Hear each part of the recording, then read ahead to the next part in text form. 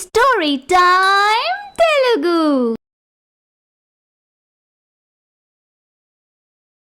అందరికీ నమస్కారం.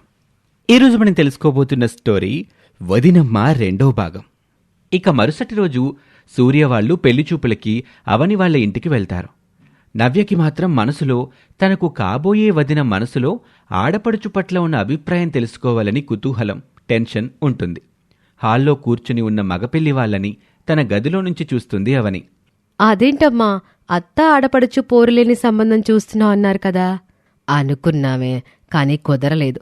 ఒకవేళ నీకేదైనా ఇబ్బంది గాని వస్తే అప్పుడు ఏం చెయ్యాలో అక్క నేను చెప్తాం అని అవనిని రెడీ చేసి తీసుకొచ్చి హాల్లో కూర్చోపెడతారు. పెళ్లిచూపులు జరుగుతూ ఉంటాయి. ఇరు కుటుంబాలకు నచ్చటంతో అమ్మాయి తరపు వచ్చిన వాళ్ళలో ఒక అతను, బాబు, అమ్మాయితో ఏదైనా ఏకాంతంగా మాట్లాడాలంటే మాట్లాడొచ్చు. అయ్యో, అవసరం లేదండి. వెంటనే నవ్య, నేను మాట్లాడాలి అని అంటుంది. అందరూ తన వైపు ఆశ్చర్యంగా చూస్తారు. ఆడపిల్ల తరపున ఉన్న వ్యక్తి, ఇదేంటి, ఎక్కడైనా పెళ్లి చేసుకోబోయే అబ్బాయి మాట్లాడాలి అనుకుంటాడు, కానీ ఇలా ఆడపడుచు మాట్లాడాలనుకోవటం ఇదే మొదటిసారి చూస్తున్నాను. బహుశా వాళ్ళ అన్నయ్య అడగలేని విషయాల్ని చెల్లెల చేత అడిగిస్తున్నాడేమోలే అని పక్కన వాళ్ళు మాట్లాడుకుంటూ ఉంటారు. ఈలోగా భ్రమరాంబ, అమ్మా అవని, అమ్మాయిని పెరట్లోకి తీసుకెళ్లి మాట్లాడు అని అనటంతో అవని నవ్యని తీసుకుని పెరట్లోకి వెళ్తుంది. హాయ్ దినా, నా పేరు నవ్య. హాయ్ నవ్య, చెప్పు, నాతో ఏం మాట్లాడాలి? అది అది అయితే వీళ్ళేం మాట్లాడుకుంటున్నారు అని చాటుగా వినటానికి ప్రయత్నిస్తూ ఉంటుంది అవని అక్క రేణుక. చెప్పు నవ్య, పర్వాలేదు. అడిగితే ఏమీ అనుకోరు కదా. అనుకోనులే, అడుగు నా ముద్దుల మరదలా అని సరదాగా మాట్లాడడంతో నవ్యకి ధైర్యం వస్తుంది. మీరు మా ఇంటికొచ్చాక మీరన్న ముద్దుల మరదల మాటలు నిజం చేసేలా నన్ను బాగా చూసుకోవాలని. తప్పకుండా, నా మరదల్ని నేను కాక ఇంకెవరు చూసుకుంటారు చెప్పు. థ్యాంక్స్ అదినా. మరి నేను కూడా నీకు ఒక్కగానొక ముద్దుల వదిని కాబట్టి నువ్వు కూడా నన్ను బాగా చూసుకోవాలి. ఓ, బ్రహ్మాండంగా చూసుకుంటాను. సరే, మరి లోపలికెళ్దామా? అలాగే అని ఇద్దరూ హాల్లోకి వెళ్తారు. అక్కడే ఉన్న ఒక పెద్దావిడ, ఇంతకే వదిన మరదల్లో ఏం మాట్లాడుకుని వచ్చారు? ఏ ఒప్పందాలు చేసుకున్నారు? అవి మా ఇద్దరి మధ్య ఉండేవి, మీకెందుకు? అని నవ్య అనటంతో అందరూ నవ్వుకుంటారు. సంబంధం ఖాయం చేసుకుని మగపెళ్లి వాళ్ళు వెళ్ళిపోతారు. అమ్మయ్య, నా గుండెల మీద భారం దిగిపోయింది అన్నట్లు ప్రశాంతంగా ఉంటుంది నవ్య. నేను గొంతు చించుకొని అంత చెప్పినా వినకుండా గుడ్డిగా వెళ్ళి మీ అన్నయ్యకి పెళ్లి ఖాయం చేసుకుని వచ్చావా?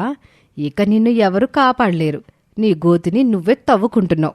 నువ్వు భయపెట్టినంత అక్కడేమి లేదు. నేను మా వదినతో కూడా మాట్లాడాను. తను నాతో చాలా ఫ్రెండ్లీగా మాట్లాడింది. అంతేకాదు, ఆడపడుచు కట్నం కూడా నాకు మంచిగా ఇస్తానన్నారు. నాకు తెలిసి నీ విషయంలో జరిగినట్టు నా విషయంలో మాత్రం ముమ్మాటికి జరగదు. మొదట్లో నేను కూడా సేమ్ నీలాగే అనుకున్నాను. సర్లే, ఇప్పుడు నేను నీకేం చెప్పినా అర్థం కాదు. దెబ్బతిన్నాక నీకే తెలుస్తుందిలే. లేదు లేదు, నేను మా వదిన దగ్గర ముందుగానే మాట కూడా తీసుకున్నాను. దానికి తోడు ఇంకో పని కూడా చెయ్యాల్సింది. ఏంటది? నువ్వు చెప్పిన వాటికి మీ వదిన సమ్మతమే అన్నట్టు ఒక అంగీకార పత్రం మీద సంతకం పెట్టించుకోవాల్సింది. అలాగా? ఆ టైంలో నాకు ఆలోచన తట్టనే లేదు. నువ్వేనా నాకు ముందే చెప్పుండాల్సింది కదా. ఆ మాటకు స్పందన పకపక నవ్వుతుంది. ఎందుకు నవ్వుతున్నావు? నేను చెప్పింది నిజమనుకున్నావా? అవును, నిన్ను చూస్తుంటే, నువ్వు చెప్పేది వింటుంటే నాకు నవ్వాలో ఏడవాలో ఇంకేం చెయ్యాలో అసలు అర్థమే కావడం లేదు నవ్య. ఎందుకు? అసలు అది జరిగే పనేనా? నేనేదో వెక్కిరింపుగా అన్నాను. అయినా దొంగ దగ్గరికి పోయి నువ్వు దొంగవా అంటే అవునంటాడా? అనడు కదా. ఇది కూడా అంతే.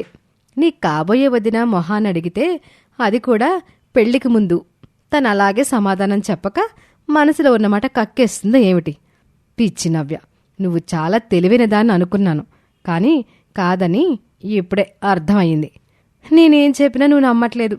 లేనిపోని అపోహలతో నన్ను భయపెట్టుకో ప్లీజ్. ఇక ఈ టాపిక్ వదిలేద్దాం. ముందు ముందు ఏం జరుగుతుందో అప్పుడు చూద్దాం. సరే, నేను చెప్పినట్టు జరగకపోతే నువ్వు ఏం చెప్తే అది చేస్తాను. ఒకవేళ నేనన్నట్టు గనక జరిగితే అప్పుడు ఏం చేస్తావో నువ్వే ఆలోచించుకో. అప్పుడు నేను కూడా నువ్వు చెప్పినట్టు చేస్తానులే. బెట్? సరే బెట్. తెల్లవారితే సూర్య పెళ్లి కావటంతో ఇల్లంతా బంధువులతో సందడి సందడిగా ఉంటుంది. అక్కడున్న బంధువులలో సూర్యకు అత్త వరసైన భాగ్యలక్ష్మి, ఓరే సూర్య, పెళ్ళం రాగానే కొంగు పట్టుకుని తిరగమాక, నీ పెళ్ళానికి చులకనైపోతావు అనగానే ఆ పక్కనున్న పార్వతమ్మ, అందరిలాగే పెద్దలు చెప్పిన సామెతని నువ్వు కూడా నిజం చేయకు సూర్యా. ఏం సామెత పిన్ని? అదేరా, పెళ్ళాం బెల్లం తీయగా ఉంటుంది, తల్లి అల్లం చేదుగా ఉంటుంది అంటారు కదా. అలాగే నువ్వు కూడా పెళ్ళయ్యాక మీ అమ్మా నాన్నని మర్చిపోయి నీ పెళ్ళం చెప్పినట్టుగా తలాడిస్తావేమో, ఆవిడ చెప్పినట్టే కొడతావేమో. అలా చెయ్యకో.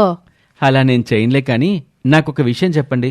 నాకిన్ని చెప్తున్నారు కదా, మరి మీరందరూ మీ మొగుళ్లతో అదే చేయించారు కదా, అప్పుడీ సామెత మీకు గుర్తురాలేదా అని సూర్య అనగానే అక్కడే ఉన్న ఒక పెద్దాయన రామచంద్రయ్య, అది అట్ట అడగరా, అప్పుడు గాని వీళ్ళ తెక్క కుదరదు.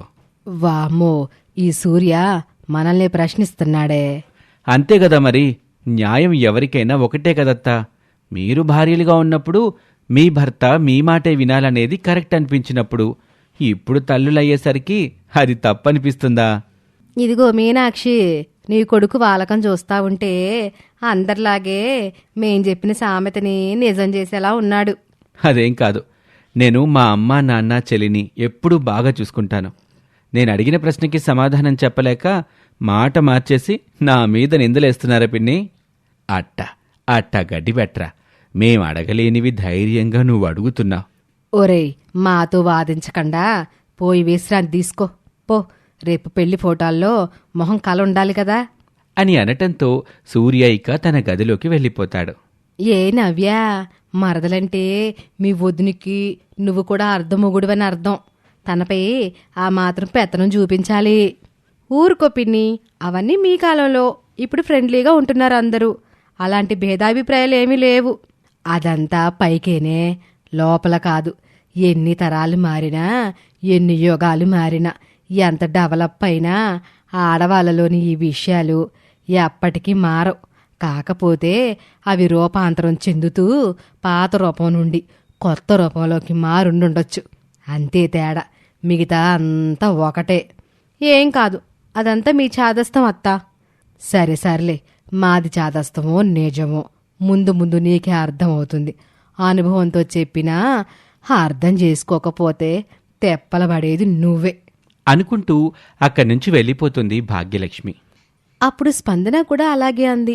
ఇప్పుడు వీళ్ళు కూడా ఇలాగే చెప్తున్నారు. వదినతో మాట్లాడినప్పుడేమో మంచిగానే అనిపించింది.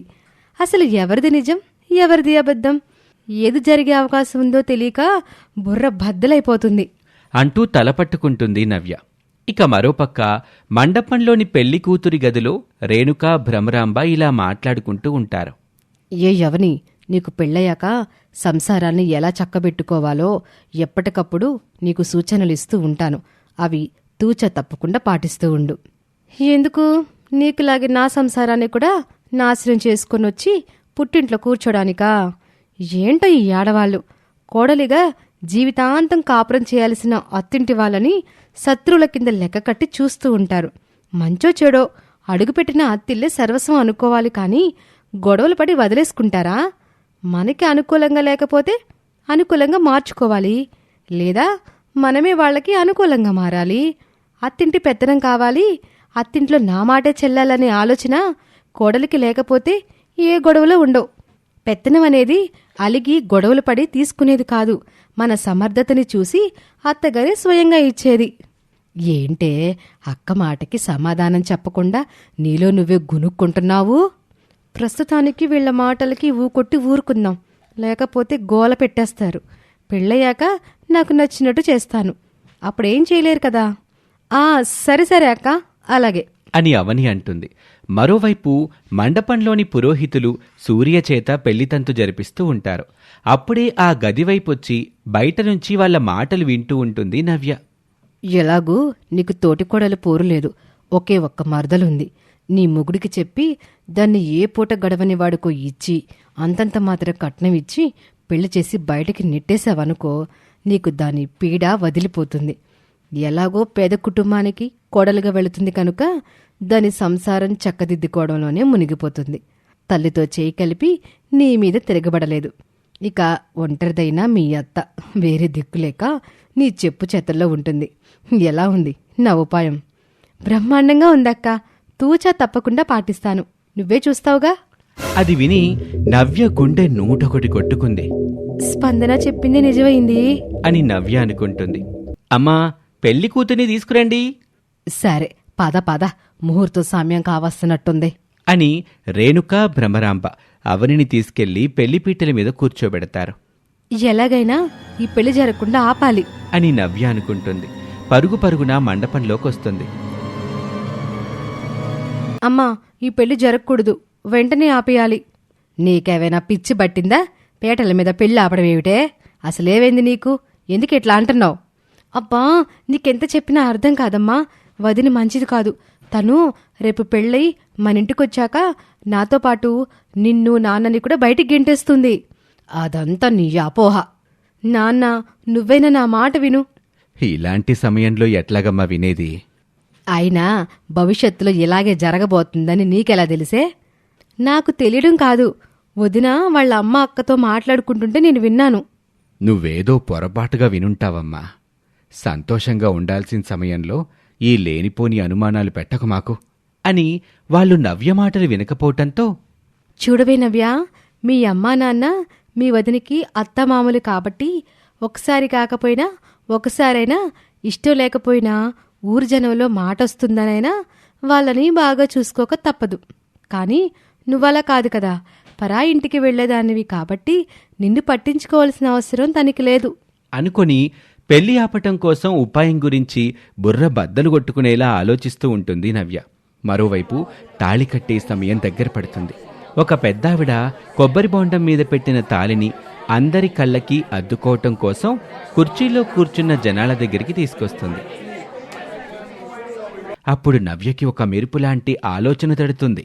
తాళి లేకపోతే ఈ పెళ్లి జరగదు కదా, కాబట్టి ఆ తాళినే కొట్టేద్దాం అని ఎవ్వరూ చూడకుండా కొబ్బరి బొండం మీద ఉన్న తాళిబొట్టు కొట్టేస్తుంది. అది గమనించని ఆ పెద్దావిడ, అయ్యో తాళి కనిపించడం లేదు అని గాబరా పడిపోతుంది. అక్కడున్న వాళ్ళందరూ కంగారు పడతారు. పీటల మీద కూర్చుని ఉన్న సూర్య, అవని కూడా టెన్షన్ పడుతూ ఉంటారు. కింద పడిపోయిందేమోనని మండపం మొత్తం వెతుకుతారు. కాని ఎక్కడా కనిపించదు. 3 ముళ్ళు వేసే ముహూర్తం వచ్చేసింది. ఇప్పుడు తాలిబొట్టు లేకపోతే ఎలాగమ్మా? అది చూస్తూ మనసులో నవ్వుకుంటుంది నవ్య. ఇక ఈ పెళ్లి ఆగిపోయినట్టే అని ప్రశాంతంగా ఊపిరి పీల్చుకుంటుంది. అక్కడున్న అందరి మొహాల్లోనూ టెన్షన్. అప్పుడు అక్కడే ఉన్న ఒక పెద్దావిడ పసుపు తాడికి పసుపు కొమ్ము కట్టి తెచ్చి, అయ్యగారు ఇదిగోండి ఈ పసుపు తాడి కట్టించండి అని పురోహితునికి ఇస్తుంది. కంగారులో నాకు తట్టనే లేదమ్మా, సమయానికి మంచి పని చేశావమ్మా. బాబూ, ఇది అమ్మాయి మెల్లో గట్టు అని సూర్య చేతికిస్తాడు పురోహితులు. అందరూ గండం గట్టెక్కిందని ఊపిరి పీల్చుకుంటారు. నవ్య మాత్రం షాక్తో బిక్కమొహం వేస్తుంది. ఛా, నా ప్లాన్ మొత్తం ఫెయిల్ అయ్యింది అని అసహనంగా ఉంటుంది. నవ్య పెళ్లిలో అంటీ ముట్టనట్టు ఎడమొహం పెడమొహంగా ఉంటుంది. అన్నయ్య వదినతో కూడా సరిగ్గా ఫోటోలు దిగలేదు. ఏంటి చెల్లి, ఏమైంది? ఎందుకలా డల్గా ఉన్నావు? ఏం లేదులేరా అన్నయ్య అని మాట దాటవేస్తుంది. ఇక అవని సంతోషంగా అత్తారింట్లో అడుగుపెడుతుంది. అయిష్టంగానే అన్నా వదినలకు హారతిస్తుంది నవ్య. ఓ పక్క ఇదంతా గమనిస్తూనే ఉంటుంది అవని. ఇదేంటి నవ్య మూడీగా ఉంది అని అనుకుంటుంది. ఇక పెళ్లి హడావిడి అయిపోవటంతో బంధువులందరూ వెళ్ళిపోతారు. మరుసటి రోజు ఉదయం అవని కాఫీ కలిపి నవ్యకి ఇవ్వటానికి తన గదికి వెళ్తుంది. అయితే నవ్య గదిలో తన పెళ్లిలో కొట్టేసిన తాళి టేబుల్పై కనిపిస్తుంది. అది చూసి ఆశ్చర్యపోతుంది అవని. ఇక ఆ తర్వాత ఏం జరిగిందో వచ్చే భాగంలో చూద్దాం.